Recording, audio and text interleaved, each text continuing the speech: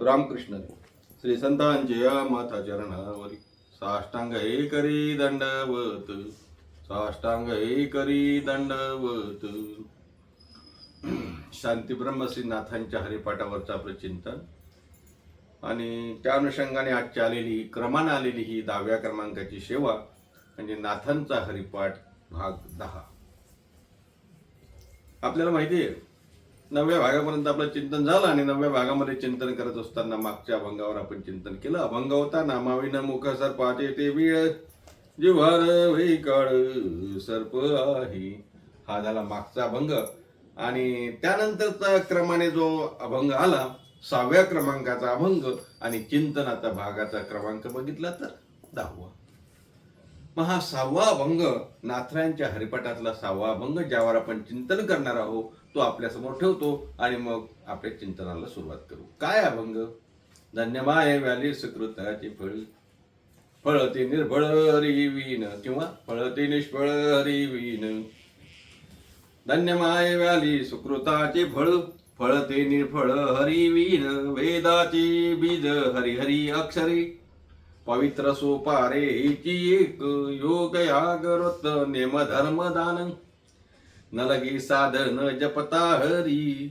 साधनाचे सार नाममुखी गाता, हरी हरी म्हणता कार्यसिद्धी. नित्य मुक्त तोची एक ब्रह्मज्ञानी, एका जनादनी हरी मोला. हरिमुखे गाता हारपली चिंता, त्या नाही मागुता जन्म घेणे, त्या नाही मागुता जन्म घेणे. असा हा अभंग, गोड असा अभंग नाथरायांच्या हरिपाठामध्ये आला आहे. नाथराय अभंगातून धन्यता देतात. कुणाला धन्यता देतात? धन्य म्हणजे काय? धन्य हा शब्द अनेकदा आपल्याला अभंगामध्ये आल्याचं आपल्याला दिसते ना. इथे सुद्धा नाथराय ज्याला धन्यवाद देतात अशाच प्रकारचा धन्यवाद इतर ठिकाणी सुद्धा संत महात्म्याने दिल्याचं आपल्याला दिसते. या अभंगामध्ये नाथराय म्हणतात धन्य माय व्याली. माय व्याली, माय प्रसवली, आई प्रसवली. आई त्या ठिकाणी आईने जन्म दिला, मुलाला जन्म दिला, मुलीला जन्म दिला. धन्य माय व्याली. इथे धन्यता देतात त्या आईला धन्यवाद. धन्य माय व्याली सुकृताचे फळ. ज्या आईला सुकृताचं फळ प्राप्त झालं म्हणजे आईने मनुष्य देहाला जन्म दिला. मनुष्य देह नरदेह प्राप्ती, जे खऱ्या अर्थानं दुर्लभ आहे अशा मनुष्य देहाला जन्म ज्या आईने दिला ती आई धन्य माय व्याली सुकृताचे फळ. त्या आईला धन्यता महाराज या ठिकाणी सांगतात. धन्य म्हणजे काय? ती आई पुण्यवान आहे. सुकृत म्हणजे काय? ती आई पुण्यवान आहे ज्या आईने आपल्या नरदेहाला म्हणजे मनुष्याला जन्म दिला असा त्याचा अर्थ होतो. जसं मी सांगून दिलो इतर ठिकाणी सुद्धा महाराज धन्यवाद देतात ना आईला. तुकोबाऱ्यांचा अभंग बघा. धन्य माता पिता तयाची या, धन्य माता पिता तयाची या. मी का सांगतोय? धन्य या शब्दावर जर विचार केला तर तुकोबाऱ्या सुद्धा म्हणतात आपल्या हिता दोषे जागता, धन्य माता पिता तयाची या. ते धन्य आहे. तुकोबाऱ्या तर स्वतःला सुद्धा म्हणतात आम्ही जन्माला आलो ना हीच धन्यता आहे. धन्य आम्ही जन्म आलो, दास विठोबाचे झालो. धन्य आम्ही जन्म आलो, धन्य आम्ही जन्म आलो. अनेक ठिकाणी धन्य हा शब्द आला आहे. धन्य आजचा दीन दर्शन झाले संताचे. दीन धन्य म्हणजे काल धन्य, स्थान धन्य, कूस धन्य. असू द्या, विचार भरपूर आहे, मला विस्तार करायचा नाही. आपला विषय असा आहे की नाथराया अभंगातून धन्य माय व्याली सुकृताचे फळ. महाराज म्हणतात ती आई धन्य आहे जी आई व्याली म्हणजे जी आई प्रसवली, जिने मनुष्य देह धारी पुत्राला जन्म दिला, कन्येला जन्म दिला. इथे कन्या आणि पुत्राचा विषय नाही, बरं भेद नाही. कारण तुकोबाऱ्यांच्या अभंगामध्ये जर विचार केला तर कन्याला प्रथम स्थान दिलाय. बघा तुम्ही, मी माझ्या मताचं सांगत नाही, अभंग बघा, अभंगाचं प्रमाण बघा की ते कन्येला सुद्धा तेवढंच महत्व दिलं. कोळी कन्या पुत्र होती जे सात्विक, म्हणजे कन्या पहिले आली पुत्र नंतर आला. कोळी कन्या पुत्र होती जे सात्विक आहे की नाही. अर्थात तुकोबारा या अभंगातून धन्य नाथराय या हरिपाठाच्या 6व्या अभंगातून धन्य माय व्याली सुकृताचे फळ. महाराज म्हणतात अरे सुकृताचं फळ आहे नरदेहाची प्राप्ती झाली. म्हणजे नरदेह प्राप्ती हे सुकृताचं फळ आहे. पण ज्या आईच्या पोटी हे नरदेह प्राप्त झाला ती आई धन्य आहे. महाराज म्हणतात धन्य माय व्याली सुकृताचे फळ. आणि का हो, हे भाग्याचं सकळ भाग्याचं फळ आहे मनुष्य देह मिळणं. मनुष्य देह हो का सकळ भाग्याचे फळ. महाराज म्हणतात ना, हो का सकळ भाग्याचे फळ मनुष्य देह गा केवळ. हा मनुष्य देह मिळणं परम भाग्याचं लक्षण आहे आणि तो मिळाला म्हणून महाराज म्हणतात धन्य माये व्याली सुकृताचे फळ. का हो, मग मनुष्य देह मिळणं हेच जर सुकृत आहे, हेच जर धन्य आहे, तर मग झालं ना. मग काय आता कोणी असू द्या ना, नरदेहाला जन्माला आला ना, मग तो धन्यच आहे ना. मग आता काय तुमचं म्हणणं काय आहे पुढे. महाराज म्हणतात हे बरोबर आहे, जन्म मिळाला धन्य आहे, त्या आईची कूस धन्य आहे. पण केव्हा तो जर हरिनामाचं चिंतन करत असेल, हरिनामाच्या मार्गाला लागला असेल, नामसंकीर्तनाला लागला असेल, परमात्मा प्राप्तीचं वेड त्याला लागलं असेल, तो परमार्थाला लागला असेल तर. नाहीतर काय. महाराज म्हणतात नाहीतर ते निर्फळ आहे ना हो. धन्य मायवाली सुकृताचे फळ. नाही तर मग फळ काय नाही, तर सुकृत आहे, हे आहे, ते आहे, ते सर्व ठीक आहे तुमचं, पण त्याचं फळ काय नंतर. महाराज म्हणतात फळच नाही. मग हरी विना त्याला काही फळ नाही. महाराज हरी असेल तर फळ, नाही तर फळ ते निर्फळ. हरी विन फळ ते निर्फळ. फळ ते निर्फळ हरी विना. अर्थात सुकृत धन्य आहे, नरदेह प्राप्ती हे चांगलं आहे, झालं. पण फळ केव्हा आहे महाराज. फळ बोला ना केव्हा आहे. महाराज म्हणतात फळच नाही. फळ ते निर्फळ. हरी विन त्याला काही फळ नाही, ते निर्फळ आहे, ते निष्फळ आहे. निष्फळ असाही पाठ आहे आणि निर्फळ असाही पाठ आहे. अर्थ एवढाच आहे, सुकृताने ही नरदेह प्राप्ती जरी झाली असली तरी हरिनामाविन जर असेल तर फळ ते निर्फळ हरिविन. का हो महाराज हे कसं काय हो. अहो कसं काय म्हणजे काय. कारण वेद सांगतो की हरिनाम हे महत्वाचं आहे. वेद हा महाराज प्रमाणभूत आहे, ईश्वर निर्मित असा हा वेद आहे. आणि वेद जर सांगत असेल की हरिनामाचं चिंतन करावं, हरिहरी म्हणावं. महाराज तर म्हणतात वेदाचे हे बीज हरिहरी अक्षरे. वेदाची हे बीज हरिहरी अक्षरे. अभंगाचं दुसरं चरण बघितलं तर वेदाची हे बीज हरिहरी अक्षरे. हरिहरी हे अक्षर जे आहेत ना महाराज, ते वेदाचं बीज आहे. वेदाचं बीज आहे. का हरिहरी अक्षरे वेदाचं बीज आहे असं वेदाने सांगितलं असं आपण म्हणताय. हो सांगितलंय ना. तुकवाऱ्यात सुद्धा प्रमाण आहे ना. वेद काय सांगतो. वेद म्हणतो विठोबाशी शरण जावे, विठोबाशी शरण जावे. आहे की नाही प्रमाण. मग वेद जर सांग वेदानंत बोलिला अर्धई तुकाशी निघाला. अनंत बोलला वेद, खूप बोलला वेद. पण अर्थ काय निघाला. अर्थ एवढाच निघाला विठोबाशी शरण जावे, विठोबाशी शरण जावे. आणि मग वेदाचं सार कशात आहे महाराज. वेदाचं बीज काय. नाथराय म्हणतात वेदाचे ये बीज हरिहरी अक्षरी. हरी हरी हरी हे अक्षर जे आहेत ना ते वेदाचं बीज आहे. का हो वेदाचं बीज आहे, पण आणखी काय आहे का विशेषण आहे ना. वेदाचे बीज हरिहरी अक्षरे पवित्र सोपा रे हेची. काय पवित्र आहे, सोपा आहे. वेदाचं बीज आहे. कसं आहे वेदाचं बीज. पवित्र सोपा रे हेची एक. पवित्र आहे, सोपही आहे. आता बरेचदा आपलं चिंतन झालं असेल या विषयावर. सोपं कसं आहे. बरेचदा मी सांगून गेलो असेल. तुका म्हणे सोपे आहे सर्व म्हणे. सोपं आहे ना. तुका म्हणे सोपी केली पाय वाट. सोपं आहे. नाम सोपं आहे पण पवित्र आहे का. काही गोष्टी सोप्या असतात पण पवित्र असतात का हो. नाही ना. काही गोष्टी पवित्र असतात पण सोप्या नसतात. आणि इथे पवित्रही आहे आणि सोपही आहे. मुळात सांगू तुम्हाला, भगवान परमात्मा हा पवित्र आहे ना महाराज. किती पवित्र आहे. पवित्राणाम पवित्रम्यो मंगलानांच मंगल आहे, पवित्र आहे असा भगवान परमात्मा. पवित्र असल्यामुळे, मंगल असल्यामुळे त्याचं नाम कसं आहे. नामही पवित्र आहे. अहो वेदाची बीजच जर आहे हरिहरी अक्षरे तर पवित्र असणारच ना. मग वेदाचेही बीज हरिहरी अक्षरे पवित्र सोपा रे हिची एक. आता किती पवित्र आहे, किती मंगल आहे. महाराज म्हणतात ना, देवाचं नाव आहे कसं महाराज, सर्वात मंगळ आहे ना. सकळ मंगळ निधी श्री विठ्ठलाचे नाम आधी, श्री विठ्ठलाचे नाम आधी. म्हणजे देवाचं नाव हरी हरी हे नाव मंगल आहे, म्हणजे पवित्र आहे. पवित्र सोपारे हिची एक. का हो महाराज, मग काय बाकी साधनं काय महत्वाची नाहीत का? बाकी साधनांचा विचार केला तर अनेक साधनं आहे ना, अनेक साधनं आहे. मग अनेक साधन असताना तुम्ही हेच साधन आम्हाला सांगतात. महाराज म्हणतात हो ना, पवित्र साधन आहे, सोपं साधन आहे म्हणून तुला हे सांगतो. बाकी योग याग जप नेम धर्मदान, योग याग जप नेम धर्मदान, न लगे साधन जपता हरी, न लगे साधन जपता हरी. महाराज असं आहे. महाराज म्हणतात साधना आहेत, नाही असं नाही. योगाचं साधन आहे, याग आहे, जप आहे, तप आहे, दान आहे, नेम आहे ना साधन.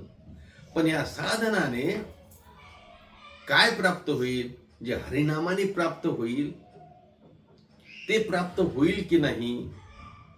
बरं, साधन कसे आहेत, योगाचं साधन कसं आहे महाराज. गीतेमध्ये भगवंतांनी सांगितलं ना, 12वा अध्याय बघा कसं आहे. क्लेशोधिकतरस्तेषा अव्यक्तासक्त चेतसाम. कठीण आहे ना, क्लेशदायक आहे. माऊलीची ओळी पण आहे ना, योगाच्या वाटा निघाले सुबटा, त्याच्या वाटा दुःख आलं ना वाटाला त्यांच्या. किती कठीण आहे 12वा अध्याय बघून घ्या. माऊलींच्या ज्ञानेश्वरी मधील 12वा अध्याय बघा, आपल्याला लक्षात येईल किती कठीण आहे. व्रता रेविन जाणावा तोहा अग्नी प्रवेशू. महाराज म्हणतात नवरा नसताना बायकोने सती जावं एवढं कठीण आहे. आणखी पुढे जाऊन सांगू, लोखंडाचे चणे दात नसणाऱ्या माणसाने खावं. अनेक आपल्याला माहिती आहे, उभ्या माहिती आहेत आपल्याला. तेव्हा असा हा योग कठीण आहे, याग कठीण आहे, जप कठीण आहे. नेम काय सोपा आहे का हो? काही माणसं नेम करतात, आपल्याला माहित आहे नेम कसे नेम आणि मग कसे सिद्धीत जातात. एवढं सोपं नसते. म्हणजे महाराजांचं दर्शन घेतल्याशिवाय जेवणारच नाही. केलं 4 दिवस, 5व्या दिवशी गेला बाहेर गावी कुठंतरी, महाराजांचं मंदिरच नाही मिळालं. मग काय करायचं, मग माफी मागतो जेवतो म्हणे. मग नेम हा सिद्धीत जाईल असं सांगता येत नाही. योग याग नेम जप हे सर्व साधन आहेत. दानाचंही साधन आहे. हे सर्व साधन जरी असल्या महाराज, तरी या साधनापेक्षा सुद्धा हरिनामाचं साधन महत्वाचं आहे. महाराज म्हणतात योगागरोत नेम धर्मदान, न लगे साधन जपता हरी. हरिनामाचा जप करत असाल, हरिनामाचं साधन करत असाल तर इतर साधनाची त्या ठिकाणी आवश्यकता नाही. आणि तुम्हाला सांगू का, खरं म्हणजे अनेक साधनांच्या कटकटी महाराज म्हणतात, नाना साधनाच्या केल्या कटकटा. निळोबारांची गोळ नाही ना.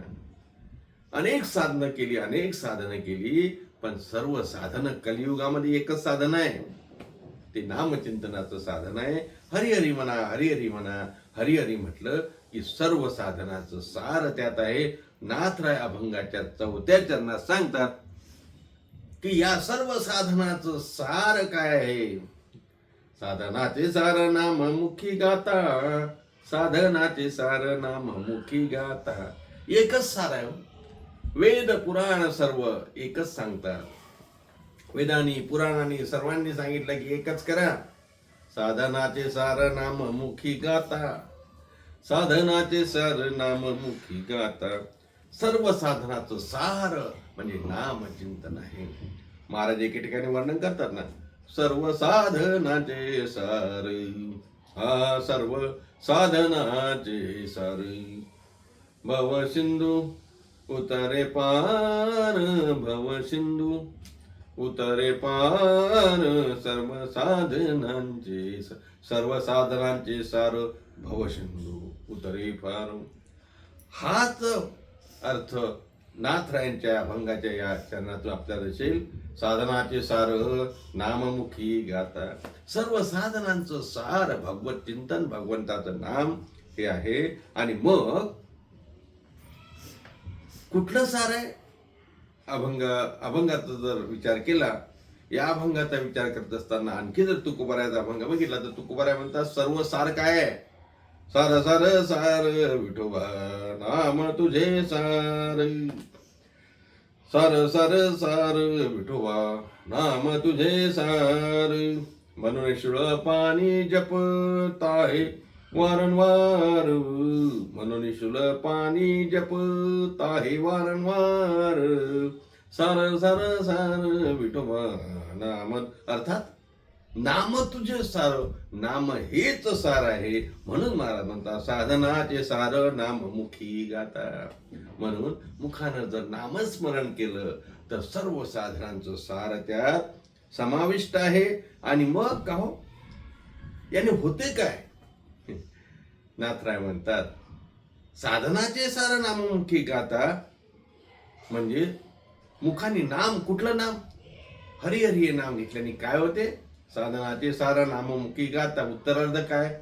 हरी हरी म्हणता कार्यसिद्धी, हरी हरी म्हणत, हरी हरी म्हणता कार्यसिद्धी. म्हणजे कार्यसिद्धी करण्यासाठी एकच साधन आहे, ते म्हणजे हरी हरी हरी हरी. का हो, इथे आता कार्यसिद्धी शब्दाचा जर विचार केला तर म्हणजे कार्यसिद्ध व्हायला पाहिजे. ठरवलेलं काम व्यवस्थित होणे याला कार्यसिद्धी म्हणतात, नाही का? घरी लग्न आहे, लग्न चांगल्या प्रकारे पार पडणं म्हणजे कार्यसिद्धी. घरी एखादा कार्यक्रम ठेवला, कार्यक्रम व्यवस्थित झाला, बा कार्यसिद्धीच केलं, कार्यसिद्धी, नाही का? आता अशा प्रकारे कार्यसिद्धी ही अभिप्रेत नाथ महाराजांना आहे का? नाही. नाथ महाराज म्हणतात साधनाचे सार नाममुखी गाता, हरी हरी म्हणता कार्यसिद्धी. ती कार्यसिद्धी म्हणजे मोक्ष सिद्धी, ती कार्यसिद्धी म्हणजे आत्मसिद्धी, ती कार्यसिद्धी म्हणजे परमात्म सिद्धी. म्हणजे परमात्म्याच्या जवळ जाणं, मोक्ष प्राप्तीच्या जवळ जाणं नव्हे, ते प्राप्त करून घेणं. आत्मप्राप्तीसाठी आत्मसिद्धी, मोक्षसिद्धी या अनुषंगाने आलेला शब्द आहे तो कार्यसिद्धी. साधनाचे सार नाममुखी गाता, हरी हरी म्हणता कार्यसिद्धी, हरी हरी म्हणता कार्यसिद्धी. म्हणजे हरी हरी हरी हरी जर आपण म्हटलं तर आपली कार्यसिद्धी होईल. नाथराय म्हणतात सर्व साधनांचं सारित आहे, पवित्र आहे, सोपं आहे. आणि हे जर सर्व आपण केलं तर आपली कार्यसिद्धी होईल. आणि का हो, कार्यसिद्धी म्हणजे मी सांगून दिलं की पारमार्थिक कार्यसिद्धी म्हणजे मोक्ष प्राप्ती, ब्रह्मप्राप्ती, भगवत प्राप्ती. हे जर कार्यसिद्धी असेल तर त्यासाठी काय व्हावं लागेल? नाथराय शेवटच्या त्यांना सांगतात त्यासाठी नित्य माणसाने मुक्त असावं लागेल, ज्ञानी असावं लागेल. पण ते शक्य आहे का महाराज? हे बघा, 3 गोष्टीचा विषय जर केला तर आपल्या जीवनामध्ये किंवा संसारामध्ये किंवा जगतामध्ये 3 प्रकारची लोक आपल्याला दिसतात. एक बंध आहे, एक बद्ध आहे, दुसरा मुमुक्ष आहे आणि तिसरा मुक्त आहे. इथे चिंतन मुक्ताचं आहे. नाथराय या ठिकाणी मुक्ताचं चिंतन करतात की नित्यमुक्त, नाही का? नाथराय चिंतन नित्यमुक्त तोची एक ब्रह्मज्ञानी असं म्हणतात ना. मग मुक्ताचं आणि ब्रह्मज्ञानाचं चिंतन करत असताना आपल्याला बद्ध, तुम्ही आम्ही बद्ध आहो ना. आपण अडकलेलो आहो, आपण संसारामध्ये विषयासक्तीमध्ये जर अडकलेला आहो तर बद्ध आहो. मग एक प्रकार बद्ध झाला, दुसरा मुमुक्षुचा प्रकार आहे, जो साधक आहे, जो नामधारक आहे, जो वैष्णव आहे, जो भक्त आहे, त्याला आपल्याला मुमुक्ष म्हणता येईल. कारण त्याला असं वाटते ना, हो कधी ना कधी मला देव भेटावा, कधी ना कधी देवाने मला भेटलं पाहिजे असं ज्याला वाटते तो मुमुक्षु आहे. एक बद्ध झाला, दुसरा मुमुक्ष आहे. मुमुक्ष म्हणजे कोण? ज्याच्या मनामध्ये नेहमी अशी वासना आहे, काय मी उद्धार पावेन, काय कृपा करील नारायण, ऐसे तुम्ही सांगा संत जन. माझा उद्धार होईल काय? मला देव भेटेल का? मला देव भेटेल काय? कुठे आहे तो देव? कोणे गावी आहे सांगा हा विठ्ठल. सतत तळमळ, सतत तळमळ. कोणे गावी आहे सांगा हा विठ्ठल, जरी ठावा असे. तुम्हाला ठावा आहे का? तुम्हाला माहिती आहे का? कुठे आहे तो विठ्ठल? कुठे आहे तो विठ्ठल? मला भेटेल का? मला भेटेल का? इतिहासी पुसे जात्या धाडी निरोप. एकच जसं माऊली नाडोबारायचं खूप सुंदर अभंग आहे महाराज. पहिलं तो हे काऊ कोकता आहे. महाराज त्या कावळ्याला सांगतात माझ्याकडे, कोण येणार हो आज, कोण येणार, तुझे सोन्याने मढविलं पाहू. अरे काऊ, मी तुझे पाहू सोन्याने मढून, म्हणजे तुला सोन्याने मी मढून टाकेल, पण मला सांग ना, माझा पांडुरंग परमात्मा येईल का, पाहुणा येईल का? मी का सांगतो, देव भेटावा ही इच्छा, ही मुमुक्षुचं लक्षण आहे. आणि बद्ध झाला, मुमुक्ष झाला, आणि मुक्त कोण आहे? ज्याला देव भेटला, म्हणजे ज्याची कार्यसिद्धी झाली. आणि कार्यसिद्धी कोणाची होती? महाराज म्हणतात, साधना ते सारा नाम मुखी गाता, हरी हरी म्हणता कार्यसिद्धी. हरी हरी हरी हरी म्हटल्यानं कार्यसिद्धी होते. आणि असा कार्यसिद्धी झालेला तो नित्यमुक्त आहे महाराज. नित्यमुक्त आहे आणि ब्रह्मज्ञानी पण आहे. महाराज म्हणतात नित्यमुक्त तोची एक ब्रह्मज्ञानी तोची. तो कोण? त्याची कार्यसिद्धी झाली, जो जाणतो आहे की सर्व साधनाचं हरिनाम आहे आणि नित्य हरिनाम गातो, तो नित्यमुक्त तोची एक ब्रह्मज्ञानी. एका जनार्दनी हरी बोला. तो ब्रह्मज्ञानी आहे, तो मुक्त आहे. नुसतं मुक्त म्हणजे काही वेळापुरता मुक्त नाही. म्हणजे आता आपण मोकळे आहो का? मोकळे काय नाही, बायको माहेरी गेली ना, एकटाच आहो, मी मुक्त आहो. ते मुक्त इथे नाही. नित्य मुक्त, नेहमी मुक्त. कोणापासून मुक्त? तर या मायेपासून मुक्त, नित्य मुक्त. आणि मग ज्ञान कुठलं? ब्रह्मज्ञान प्राप्त झालेला. नित्यमुक्त तोची एक ब्रह्मज्ञानी, एका जनार्दनी हरी बोला. महाराज म्हणतात अशा प्रकारे तो नित्य मुक्त ब्रह्मज्ञानी होईल. कशाने हो? हरी हरी हरी हा जप केल्यानं. म्हणून नाथराय म्हणतात एक काम करा, तोची ब्रह्मज्ञानी कशामुळे झाला? हरी हरी म्हटल्याने झाला. मग तुम्हीही एका जनार्दनी हरी बोला, एका जनार्दनी हरी बोला.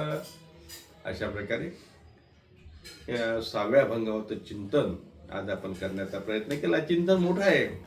या अभंगावर आपण पुढचे 10 दिवसही चिंतन करू शकू, एवढं चिंतन आहे. आपल्याला पुढचे अभंग पण घ्यायचे आहेत. तेव्हा आज तुर्तास आपण इथेच थांबू. पुढचा अभंग पण थोडा याच आशयाचा आहे. पुढचा अभंग बहुता सुकृती नरदेह लाधला, नरदेहाचं वर्णन करणारा अभंग आहे पुढचा. या अनुषंगानेच त्याचंही चिंतन आपण करणार आहोत, पण ते पुढच्या भागात करू. तोपर्यंत सर्वांना रामकृष्णारी. एकदा नाथांचं भजन करू.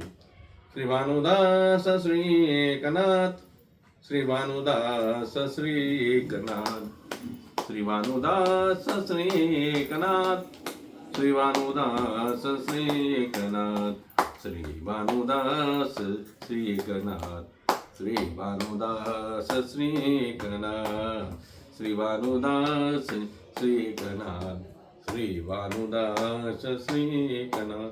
पुंडलिक वरद विठ्ठल श्री ज्ञानदेव तुकाराम, दत्तात्रय जनार्दन श्री एकनाथ, माऊली ज्ञानेश्वर महाराज की जय. जगद्गुरु तुकाराम महाराज की. शांती ब्रह्म श्री संत एकनाथ महाराज की जय.